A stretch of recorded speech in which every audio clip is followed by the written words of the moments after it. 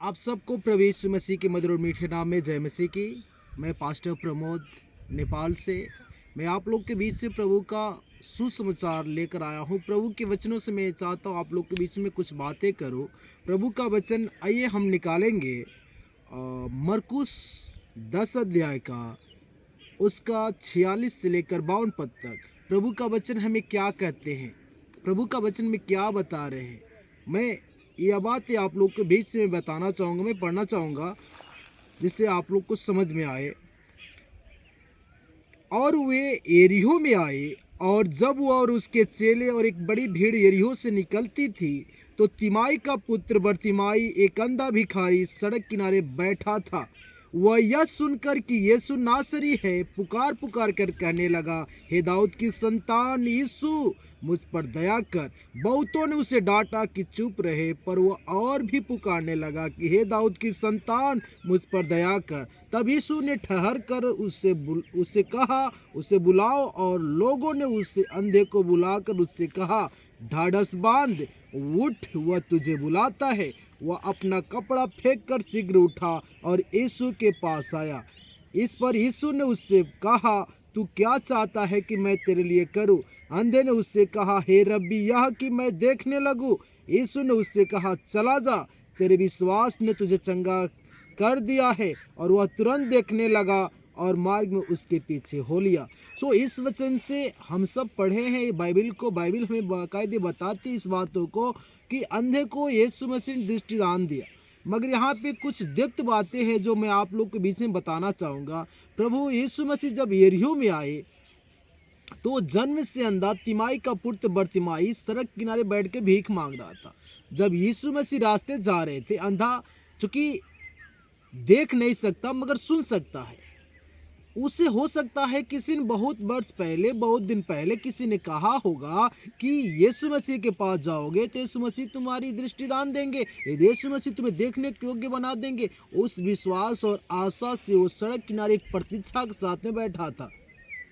जैसे ही यीशु मसीह जाते हैं, ये उसके अंधे के कान में सुनाई देता कि यीशु मसीह हैं, तो वो पुकार पुकार के कहने लगता है, हे दाऊद की संतान, हे दाऊद की संतान, मुझ पर दया कर। मगर बहुत लोग जो अगल बगल के लोग थे उन्होंने डांटा, कहा कि तू चुप रहे, अंधा भिखारी, तू क्यों यीशु मसीह को बुला रहा? मगर जानते हैं वो चुप नहीं रहा।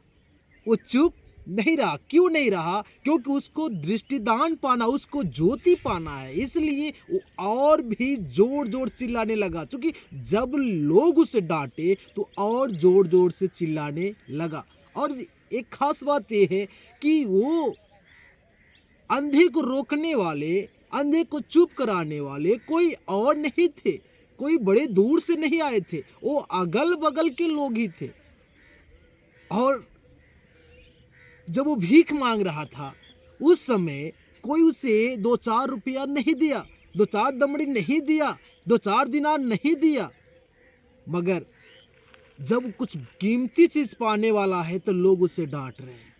वही लोग उसे कुछ भी दान नहीं दिए, बाद में वही लोग उसको डांट रहे जब वो पाने की आशा रखते हुए दूसरे के पास जाना चाहता है तो। मगर लोग जैसे डांटे वो चुप नहीं रहा। आगे देखते हैं, जब वो और जोर जोर चिल्लाने लगा तो जो लोग यीशु मसीह के पीछे थे, उसके बाद यीशु मसीह आगे थे। ये अंधा जोर जोर चिल्लाने की वजह से यीशु मसीह के पास, यीशु के कान में इस अंधे का आवाज गया। और जब गया तो यीशु मसीह ठहर के कहते हैं लोगों से कि जाओ, उससे बुला कर लाओ मेरे पास। जानते हैं जब लोग उसे बुलाने के लिए जाते हैं ना और कहते हैं उठ, ढाढ़स बांध, वो तुझे बुला रहा है। जैसे ही ये बातें लोग उस अंधे तिमाई के पुत्र बरतिमाई से कहते हैं, वो तुरंत उठा और अपना कपड़ा फेंक दिया और यीशु मसीह के पीछे हो लिया। ये कपड़ा फेंकने का मतलब क्या है? आप लोग क्या जानते हैं इस बातों को? नहीं जानते? मैं बताता हूँ। कपड़ा फेंकने का मतलब वो कपड़ा जो हो सकता है वो कई दिनों से, कई महीनों से वो पहना हुआ हो। उसके पास, भिखारी के पास होता क्या है? कुछ मांगने की थाली, कुछ कचोरे, उस कचोरे में कुछ 2-4 पैसा, मगर वो किसी का लालच नहीं किया, किसी का लोभ नहीं किया। अंधे के पास, भिखारी के पास होता क्या है, कुछ मोटरी गठरी होता है। भीख मांगने के पास मोटरी होता है, उस मोटरी के वो लालच नहीं किया, उसको भी छोड़ दिया, अपने बर्तन को छोड़ दिया, यहाँ तक कि बाइबल कहता अपना कपड़ा भी फेंक कर यीशु के पास गया। कपड़ा फेंकने का मतलब होता क्या है कि आप पुराना जीवन में पुराने चाल चलन, रीति रिवाज का, अरे रहन सहन, पहिराव, पुराने अपने जीवन की शैली को, वो सब कुछ छोड़ के जब तक आप यीशु के पास नहीं आएंगे, यीशु मसीह आपके जीवन में बरकतें नहीं देंगे, आशीषें नहीं देंगे, वो सामर्थ नहीं देंगे और वरदान नहीं देंगे। इसके पीछे ये है कि जैसे ही वो फेंक के जब यीशु के पास गया, तब यीशु मसीह कहते बता मैं तेरे लिए क्या करूं। अंधा कहता है हे रब्बी, हे गुरु, यह कर कि मैं देखने लगूं। यीशु मसीह कहते हैं कि चला जा, तेरे विश्वास ने तुझे चंगा किया। और उसी घड़ी उसका ज्योति आ गया, उसकी आंख से दिखाई देना शुरू हो गया, और वो देखते हुए, उछलते कूदते हुए यीशु मसीह के पीछे हो लिया। हालेलुया! कितनी बड़ी बात है कि एक अंधे को दृष्टिदान मिलना, एक अंधे को देखना, वो भी साधारण अंधा नहीं, तत्काल का अंधा नहीं था, जन्म से ही अंधा को यीशु ने देखने के लिए सामर्थ्य दिया। इसके पीछे जानते रीजन क्या है? 2 जगहों पे उसे परखा गया। जब लोग उसे डांट रहे थे, चंगाई पाने के लिए दुनिया में बहुत से लोग, राशि सामर्थ पाने के लिए बहुत लोग आ रहे हैं, उद्धार पाने के लिए बहुत से लोग, भीड़ की भीड़ आ रही है यीशु के पास, मगर सब उद्धार, शांति, चंगाई, सामर्थ, उद्धार, छुटकारा, मुक्ति क्यों नहीं पाते हैं? उसके पीछे का रीजन ये है, जब अगल बगल के लोग जब उसे डांटना शुरू करते हैं, उसे जब इनकार करना चाहते हैं, गांव समाज में अवहेलना करना चाहते हैं, तो धीरे से बैक स्लाइड हो जाता है। मगर इस अंधे को भी वही समय आया था, वही सिचुएशन आया था, लोग डांट रहे थे मगर चुप नहीं रहा, और जोर जोर से चिल्लाने लगा। जैसे जोर जोर चिल्लाने लगा, यीशु कान में आवाज गया, यीशु मसीह ठहर के चेलों कहते जाओ उससे बुला के लाओ मेरे पास। और जैसे चेले जाके कहते उठ, ढाढ़स बांधो, तुझे बुला रहा है, वो तुरंत अपना कपड़ा फेंक के जाता है। पुराना कपड़ा फेंकने का मतलब अपना पुराना जीवन, पुराना चाल चलन सबको छोड़ के यीशु के पास आना है। हालेलुया!